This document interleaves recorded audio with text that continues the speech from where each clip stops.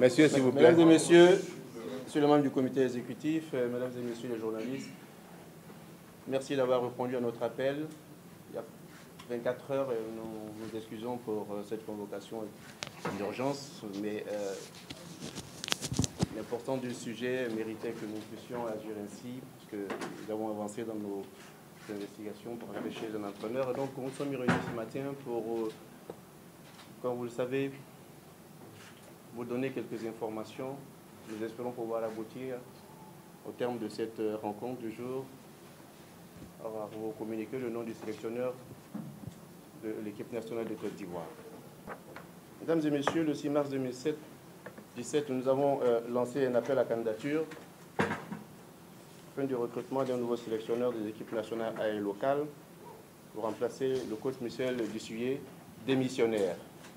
Je voudrais insister sur le fait qu'il est bel et bien démissionnaire et n'a pas été poussé vers la sortie par le comité exécutif de la Fédération ivoirienne de football. À l'expiration du délai de dépôt de candidature et après avoir constaté quelques faiblesses dans certains dossiers reçus, nous avons prorogé d'une semaine la date limite précédemment fixée. Et depuis le 13 mars 2017, les personnes ayant marqué un intérêt pour ce poste se sont manifestées, soit directement, soit par l'intermédiaire d'agents sportifs. Le dernier point des dossiers arrêté à la date de clôture des candidatures fait ressortir 59 candidats provenant de diverses nationalités. L'analyse de ces dossiers par une commission interne du comité exécutif, c'est important de le noter, c'est une commission interne du comité exécutif qui a été mise en place de la FIF au fur et à mesure qu'il était reçu, nous a permis de noter que très peu de postulants, au regard des critères retenus, remplissaient les conditions requises pour diriger notre sélection A. Cependant, 4 d'entre eux, dont les compétences techniques, sont reconnus en Afrique, en Europe et même ailleurs dans le monde du football, ont retenu notre attention et ont fait l'objet d'une présélection. Des discussions ont été engagées. Elles n'ont pu aboutir pour diverses raisons, liées à la langue, au lieu de résidence, aux prétentions salariales, à la disponibilité du candidat dans les délais prescrits et à leur intérêt réel pour notre projet, certains des postulants restant eux-mêmes injoignables. Devant ces difficultés de tous ordres, il était évident que le choix d'un sélectionneur pour notre équipe nationale, par la procédure d'appel à candidature, présentait quelques insuffisances et n'était pas des plus simples et appropriées. D'autres considérations s'ajoutent à ces difficultés. Comme vous le savez, la Côte d'Ivoire, récente championne d'Afrique et 3 fois qualifiée pour la Coupe du Monde, est un pays et également pays organisateur de la CAN 2021, est une sélection très difficile à gérer. Malgré les nombreuses sollicitations dont il était l'objet par plusieurs pays et avec des moyens financiers très largement supérieurs à nos propositions, et nonobstant sa valeur actuelle sur le marché, le technicien a choisi de travailler aux côtés de notre fédération pour les prochaines années. Je voudrais, avant que le président de la fédération puisse communiquer son nom, au nom du comité exécutif et des conseillers du président, au nom de toute la famille du football ivoirien, lui dire merci pour la confiance qu'il accepte de placer à notre fédération, à ses dirigeants et à toute la Côte d'Ivoire. Et nous avons signé avec lui un accord de collaboration pour 2 ans, à compter du 1er avril 2017. Ce n'est pas un poisson d'avril. Hein. Ce contrat peut être prorogé pour une nouvelle période de 2 ans, allant du 1er avril 2019 au 28 février 2021.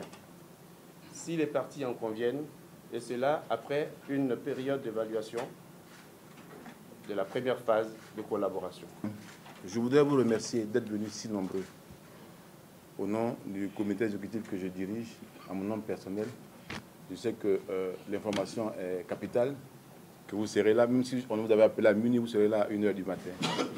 Mais avant de donner son nom, je voudrais vous demander une chose. Je vais vous demander d'adopter la même attitude que vous avez adoptée quand les 2 précédents étaient là. Je je me souviens que nous avons pris 4-3 au Cameroun. Non, ici, 4-1 au Cameroun et 4-3 ici contre le Congo. Et vous avez eu un comportement digne et exemplaire. Vous avez accompagné ainsi les actions de notre entraîneur. Il y a des défaites qui sont salutaires.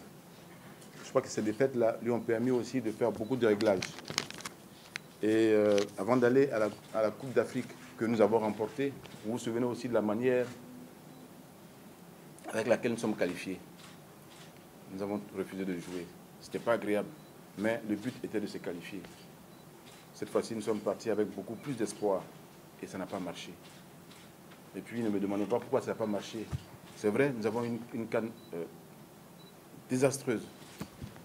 Mais ce n'est pas tout qu'on peut dire en public. Parce qu'en voulant nous expliquer, dire qu'est-ce qui n'a pas marché en public, ça peut encore casser le groupe. Ce groupe est là.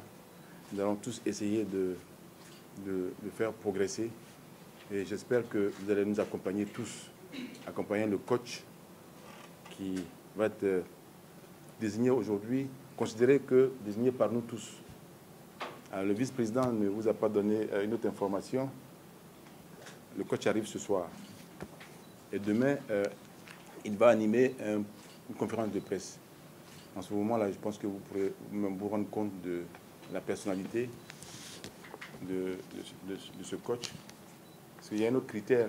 Bon, il y a le critère qui est publié sur la fiche de demande de candidature, mais il y a aussi le critère que vous-même vous connaissez, qu'on connaît, qu'on ne peut pas mettre sur une fiche. Il faut qu'il ait du caractère, comment il gère ses vestiaires, comment il fait le coaching. Il y a beaucoup de choses. Nous avons pris tous les renseignements.